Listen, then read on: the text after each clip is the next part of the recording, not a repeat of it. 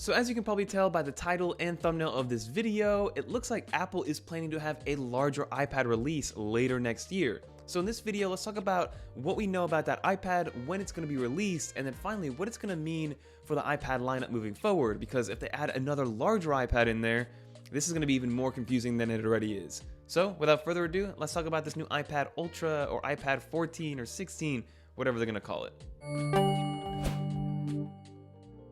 So according to our very own Chance Miller from 9 to 5, it looks like Apple is once again working on a new, larger iPad.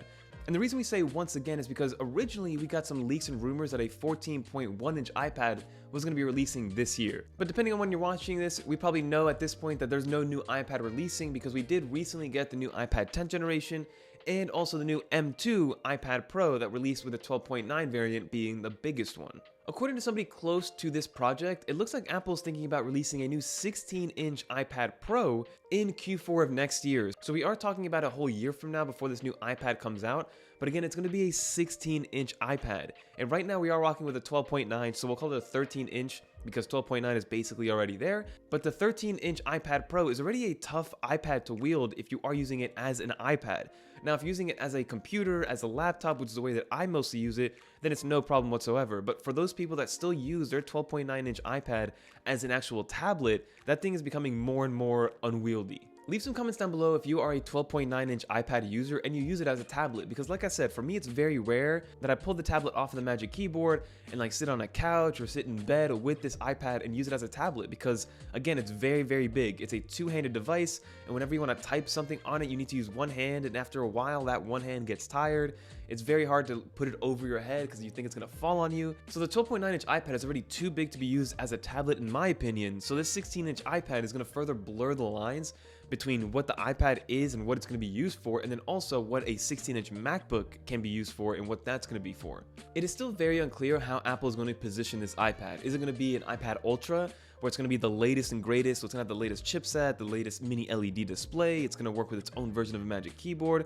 Because if that is the case, then this is going to be a very, very expensive tablet. Think about it. Apple right now is charging $1,100 just for the tablet, the 12.9-inch iPad Pro. So if we go to a 16-inch iPad Ultra, it's probably going to have its own real hardware. It's going to have its own reasons to upgrade aside from just being a much larger display. So I'm guessing anywhere from $14.99 to like $17.99 for a base model that'll still probably come with only 128 gigs of storage.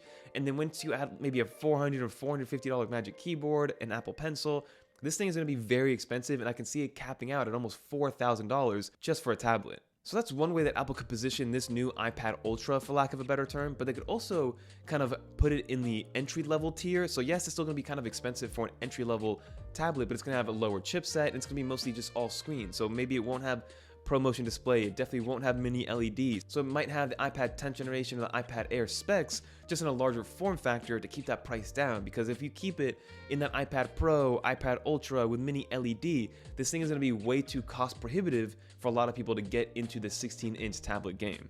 So now we got all that out of the way, it's time for us to speculate a little bit of what this iPad is going to be for and why Apple wants to have a 16-inch tablet in their lineup. Right now, there's only one other company that has a large tablet that's really worth considering, and that's on the Samsung side. And even that one still does not reach that huge 16-inch display. So having a 16-inch display on a tablet will be pretty much the biggest mainstream tablet that you could buy that any consumer will be able to use. Now, who would this be for? My guess is to have just a bigger overall canvas for artists that use the Apple Pencil, or maybe a bigger canvas for people to actually take advantage of Stage Manager, because even Stage Manager on the 12.9-inch iPad Pro, once you get that third and fourth application, there's a feel of clutter when talking about this iPad Pro and Stage Manager. So if you go into a 16-inch tablet and give you much more screen real estate, maybe more people will be inclined to use things like Stage Manager. But Stage Manager is now available on the 16-inch MacBook Pros, and I don't see a lot of people using Stage Manager to begin with. Another reason why somebody would want a 16-inch iPad Pro is to use as a secondary display for sidecar or universal control. That's going to be a very expensive secondary display, but also another thing to consider is that the current 12.9-inch iPad Pro is the cheapest way to get into that mini display technology and to get into that XDR kind of screen tech. But to have that next level of screen tech as just a monitor, that's the Pro Display XDR at $5,000. So maybe if you think about it that way, just to get this as a $1,500 display, as a secondary display for your main device, isn't that crazy to think about, but that's not going to be the use case for a lot of people. So you have the idea of a bigger canvas for artists, you have the idea of a bigger canvas for things like Stage Manager. Maybe somebody really wants a large 16-inch iPad Pro, which I would personally want to use as a laptop replacement, because that's how I would use a 16-inch iPad Pro.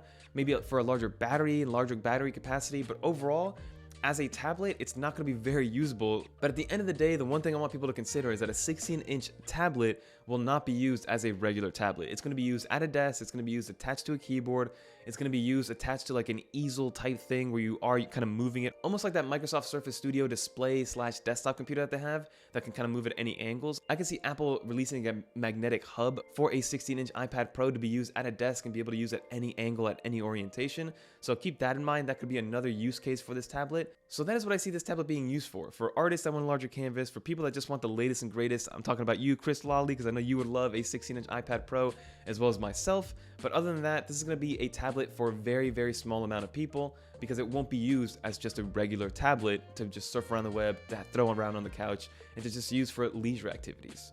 But that is going to do it for this video, everybody. I just wanted to do a quick video on this 16-inch iPad Pro or iPad Ultra, however Apple decides to call it, just because personally I would definitely purchase it. I would purchase it to at least try it out and see if it works well in my workflow. And secondly, I'm just curious to know if somebody else would, right? Like how many people would actually buy a 16-inch iPad Pro that, let's say, starts at around $1,500 for lack of a better term, because in my opinion, that's kind of where we're going to be. I mean, think about it. We go from 11 to 13 inches. That's a $300 price bump. To get an additional 3 inches diagonally, let's add another $400 in terms of a mini LED display especially. So keep that in mind. Let me know what you guys think in the comments down below. I'm very, very curious.